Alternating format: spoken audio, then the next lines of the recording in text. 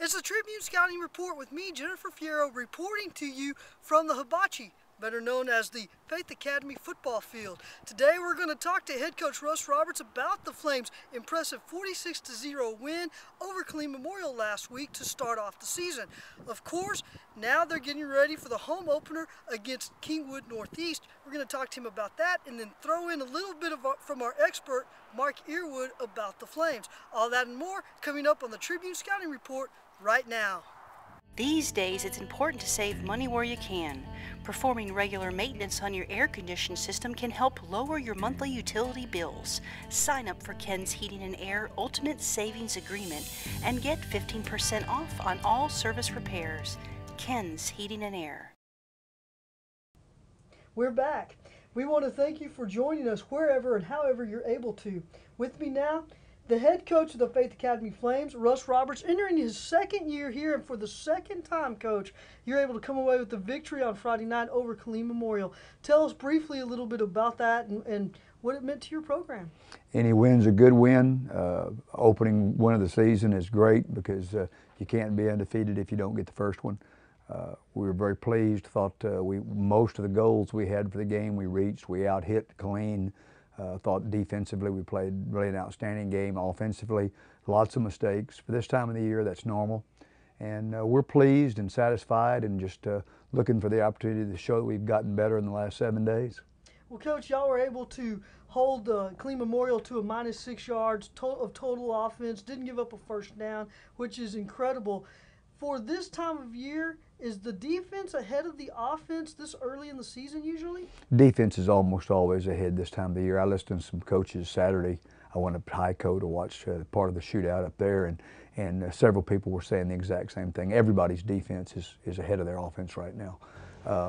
If you have big offensive plays, they're busts, and they're mistakes on the defense's part. The defense this time of year makes almost everything possible, offensive highs and defensive highs. So we expected that and pretty much got it. Our numbers were the biggest difference. Our numbers were the biggest difference in the game, and we had more people. We were able to put people on the field and keep fresh feet there. And my only real concern was that Killeen could make some plays early in the game, and thankfully we shut that down. Now, at about what time do you think that the guys felt like they were in control of that contest? Probably about 8 minutes left in the first quarter. After we scored the first touchdown, I think we knew then that the only hope they had was to score first. And when we scored first, after giving them the ball because we kicked off, I think we knew that this was going to go pretty much the way we wanted it to.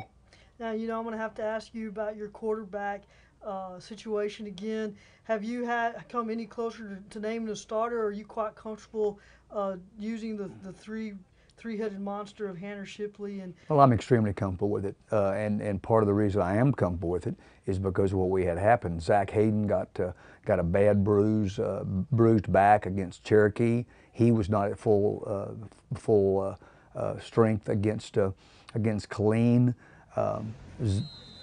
Jake Diamond missed some of the last week's workouts because of family situations, so he was coming in late. Hannah Shipley really carried a huge load for a freshman, which is really not fair to ask him to do that, but he did a great job of it.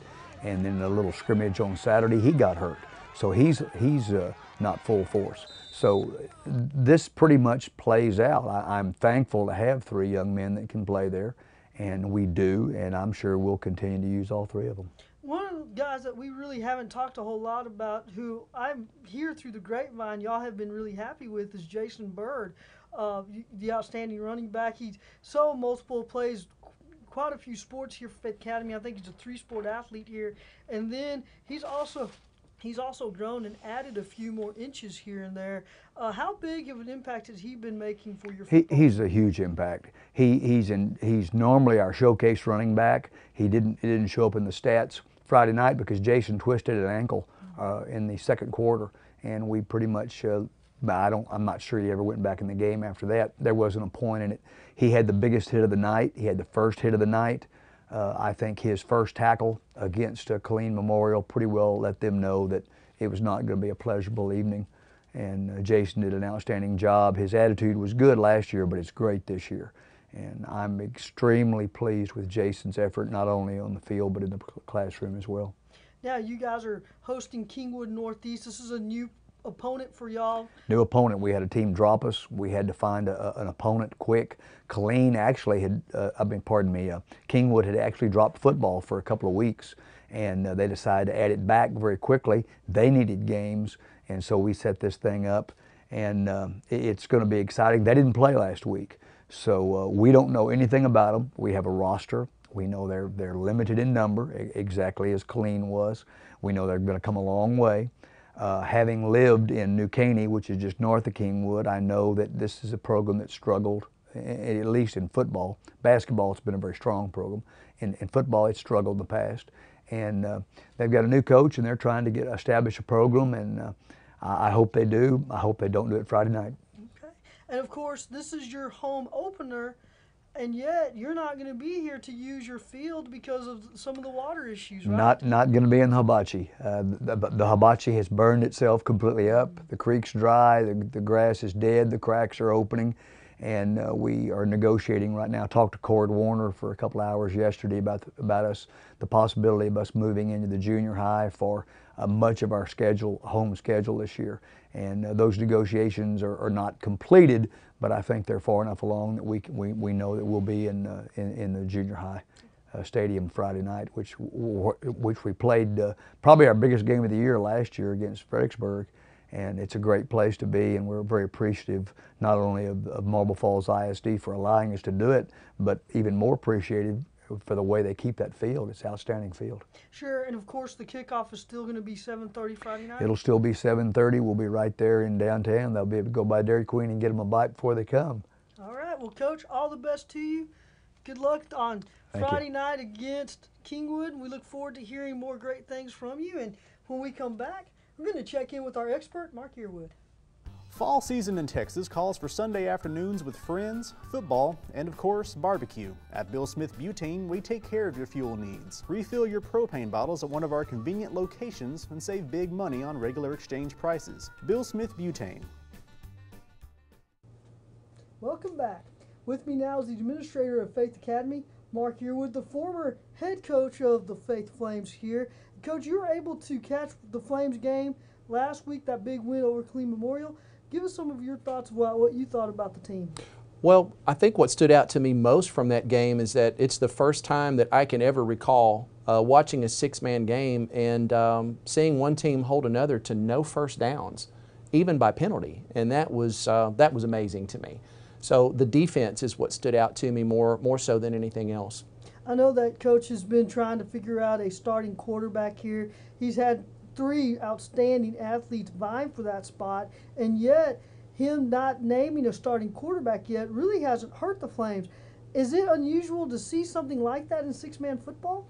Well, I think you're seeing more and more teams going to quarterbacks as specialists. You know, you'll have one that's an outstanding passer and one that can be an outstanding runner, and some that are a combination of both. And I think that's what we've got with the 3 boys that Coach is looking at. Each one of them has something about them that's outstanding, and they're able to use them in special packages, and that's what I see Coach doing. Do you feel like the Faith defense is more physical this year than it has been before? Well, you know, given that first game, you tend to say yes, they are. I think that's probably more a question for Coach Roberts, but based on what I saw, what's so encouraging to me is just the willingness to strike that the younger boys had in this first game. We're talking about some of the boys that are sophomores and juniors and freshmen that were stepping up and hitting as hard as the seniors were. And I think that's a very encouraging sign for the Faith team this year. Now, looking ahead now to this week's opponent, Kingwood Northeast. I know this is a brand new opponent. I don't think y'all have ever faced this team. What are some of the dangers about facing a team that you don't know anything about? Well, exactly that. You don't know anything about them other than what you can get through scouting. So they do come in as an unknown. What you're always concerned with a team like this is that it's tough to gauge their athleticism. If you don't have someone to base that against, if you don't know their opponent, then you run into the question of how athletic are they and what is it that you need to be concerned about. So yeah, it's always scary to play a brand new team, but the flip side of that is Kingwood has the same thing to worry about with playing the Flames. So in this particular case, I know that y'all have not been able to or will not play here at the Hibachi. That's what Coach calls your field, the Hibachi. And he had just made that announcement or talked about that with us today, that y'all are talking to Marble Falls ISD to go to Pony Stadium in Marble Falls and use that facility there. I know you guys love being here at Faith Academy, and yet I get the impression that you don't feel like you're taking a step down by going and playing at Marble Falls Middle School. Would that be fair? That's fair because, I mean, we really appreciate the cooperation between the athletic departments at Marble Falls ISD and here, and their willingness to let us use that facility in a pinch. A year ago when we had the opposite problem, it was rain a year ago, and now it's just severe drought. So yeah, we're thankful for that, but no, we don't feel like it's a downer at all. It's a beautiful venue. It's a lot of fun, especially for our cheerleaders and such. We do enjoy playing at home. I mean, everyone wants to be at home, but we're so thankful to have that stadium to be able to turn to in a pinch like we've got right now. What are some of the things you'll be looking for from the Flames this Friday night? Well, I think personally what I want to see is probably very similar to Coach, a little more consistency. Because they are young, they're making some mistakes, and I know Coach is really honing in on that. But even in spite of the mistakes, they're able to overcome them and play at a pretty good level. But how far they're going to be able to go depends on how much they progress week to week. And the old coaching adage, a team progresses the most between their first game and their second than they will at any other time in the year. So I'm anxious to see what kind of improvements they have on the offensive side of the ball from a blocking and execution standpoint. It's certainly hard to pick on a team that wins by 46 points and invokes the mercy rule. Right. So it'll be interesting to see if they're able to do that this week. Well, I think you can see it just from the consistency standpoint. Some of the penalties that got called on them and some of those things I know is the sign of a young team, and they'll pull through those, and just sharpening their game, they can improve an awful lot even if they don't 45 an opponent. So, that's what you're looking to see in the non-district games is a steady progression, progressively getting better and eliminating some of the mistakes that hold you back. Okay. Well, Coach, thank you so much for your thoughts. Look forward to checking back with you next week after this week's game. Can't wait to hear from you. Thank you, Jennifer. We'll be right back. Caring for you like family is not just our motto, it is our commitment to our patients. At Texas Hills Urgent Care Centers, our highly trained nurses, physicians, and staff know that your health and your family's health are important. With weekend and evening hours, Texas Hills Urgent Care Centers is here for all your family's health care needs, including treatment for illnesses, injuries, school and travel vaccinations, as well as many other services. Located on Highway 71 in Bee Cave and on Highway 281 in Marble Falls, convenient and professional medical care is just around the corner. Head coach Russ Roberts has a big belief in that once an opponent does not meet or play another opponent either during the scrimmage season or during a season opener, he feels that that's the advantage to his team, the team that he's coaching. Look for the Flames to run all over Kingwood Northeast. I don't expect them to be challenged. Now, the question is, will they be able to invoke the 45-point mercy rule? Well, that depends. How much work does the Flames want to put into this game before they head into the big showdown with Fredericksburg Heritage? I guess we'll find out. At any rate, make sure to tune in next week when we report again about the Faith Academy Flames here on the Tribune Scouting Report. I'm Jennifer Fierro. We'll see you then.